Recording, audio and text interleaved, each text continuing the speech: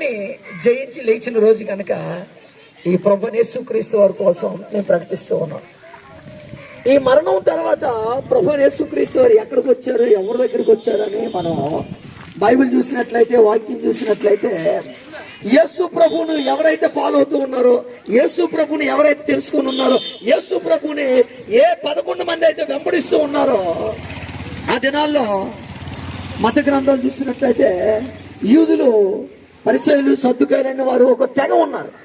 ఈ తెగ ఎప్పుడు యేసు ప్రభుని ఏదో ఒక తప్పు పట్టి ఎలాగైనా సిలువ వేయాలా, ఎలాగైనా ఆయన చంపాలని ప్లాన్ చేస్తున్న రోజు సిలువకు ఎక్కించారు. అయితే యేసు ప్రభు వారు ఒక మాట అన్నారు, నా ప్రాణం నేను పెట్టుకోగలను, దాన్ని తీయడానికి నా తండ్రి దగ్గర నుంచి భూమి మీద ఏ మనుషుడు తీయడానికి కానీ, అధికారికి కానీ అంత ఛాన్స్ లేదు. ఆయన ప్రాణాన్ని ఆయనే పెట్టగలడు, ఆయన ప్రాణాన్ని మళ్ళీ ఆయన తిరిగి రప్పించుకోగలడు. అయితే మరి ఎందుకు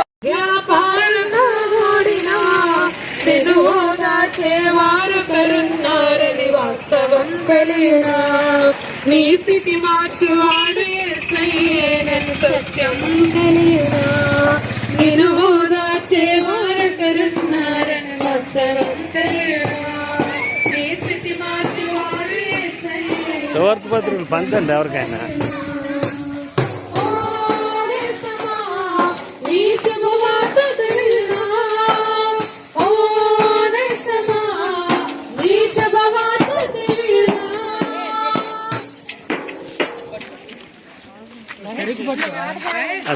తాతలు చేస్తున్నటువంటి శాపకరమైన స్థితి నుంచి ఈ ప్రజలు విడుదల పొందాలి, వీరుకుంటున్న బాధ నుంచి వీరు బయటికి రావాలని యేసు ప్రభు వారు 2026 సంవత్సరాల క్రితం నీ కొరకు నా కొరకు ఒక మానవుడిగా ఈ భూమి మీదకి వచ్చారు. ఆయన వచ్చినటువంటి ఆయన ఏం చేశారంటే, నీవు నేను ఎలాగ భూమి మీద బ్రతుకుతున్నామో, ఎలాగ జీవిస్తున్నామో అలాగే ఆయన జీవించాడు. కానీ మనం జీవించినటువంటి జీవితంలో పాపం ఉంది, మనం బ్రతికినటువంటి బ్రతుకులో పాపం ఉంది.